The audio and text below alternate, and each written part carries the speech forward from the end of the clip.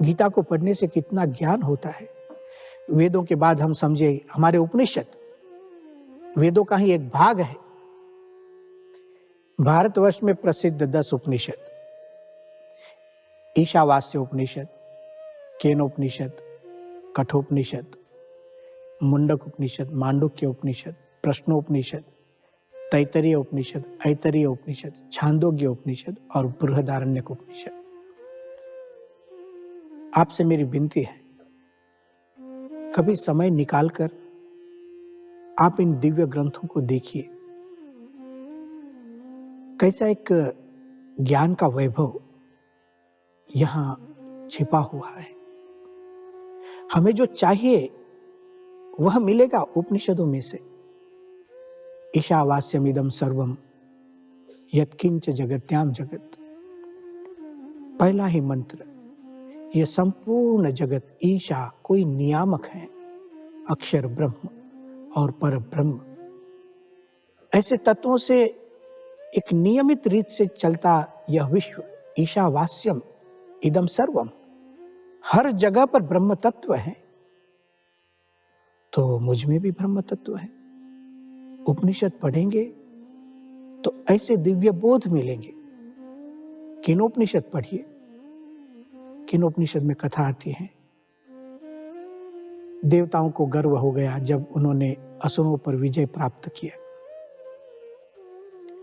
ऐसे तो विजय हुई थी भगवान की इच्छा से, भगवान की कृपा से, लेकिन देवताओं ने मान लिया अस्माकमेव अयं विजयः, अस्माकमेव अयं महिमा, ये हमारा ही विजय है, हमारी ही महिमा है। भगवान को भूल गए। भगवान ने उनकी परीक्षा ली। तस्मै तृणम निदधौ, एक तृण लिया और रखा वहां पर, यक्ष के रूप में प्रकटित हुए और एक के बाद एक देवताओं को कहते हैं। अग्नि को कहा एतद् दहेति, आप इस तृण को जलाइए। अब देखिए, अग्नि देव को तृण जलाना कहना एक अपमान जैसा है। अग्नि को भी लगा कि भाई मैं तो जात वेदाह, मुझे जात वेदाह नाम से लोग जानते, आप ऐसा सामान्य काम मुझे देते। हाँ हाँ, जलाइए तो सही। सर्व जवेन सर्व वेगेन, संपूर्ण वेग से अग्नि उसको जलाना चाहता है, कुछ नहीं, तृण को कुछ नहीं हुआ। अग्नि का गर्व जल गया। वरुण को कहा, अन्य अन्य देवताओं को कहा, तृण को कोई कुछ न कर सका। आप केनोपनिषद पढ़ेंगे तो इतनी अच्छी बात जानने मिलती है।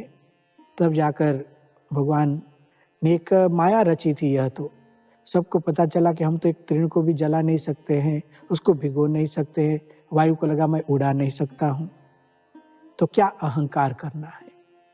जीवन में जब अहंकार आए, केनोपनिषद पढ़िए। और इसलिए हमारे गुरुदेव परम पूज्य प्रमुख स्वामी जी महाराज ने दिल्ली स्थित अक्षरधाम में जो जलोत्सव बनाया है, वाटर शो बनाया है, उसमें केनोपनिषद की कथा रखी है। उपनिषदों को पढ़ने से एक जीवन का मार्गदर्शन मिलता है। उपनिषदों की बात मैं इसलिए करता हूं कि जब हम गीता पढ़ेंगे तो यह सब बातें उसमें आ जाएगी। उपनिषद का भी सार वहां पर है। आप कठोपनिषद देखिए, यम और नचिकेता का संवाद। एक छोटा सा बालक कैसी बातें करता है। यम ने इतने प्रलोभन दिए हैं, राज्य का प्रलोभन, समृद्धि का प्रलोभन, बल ऐश्वर्य का प्रलोभन। छोटे बच्चों को, छोटे से नचिकेता को प्रलोभन दिया जाता है और नचिकेता कहता है मुझे कुछ नहीं चाहिए। स्वभावः, अरे ये तो सब कल नष्ट होने वाला है। एक भारत देश का बालक, उसके ज्ञान का वैभव देखिए। मैं उपनिषदों की बात करता हूं। ऐसे तो 10 उपनिषद हैं। एक एक उपनिषद की कथाएं रोमांचक है। इन उपनिषदों का सार श्रीमद् भगवद गीता में आता है। सर्वोपनिषदो गावो दुग्धा गोपाल नंदनः। उपनिषद रूपी गायों का अमृतमय दूध श्रीमद् भगवद गीता है।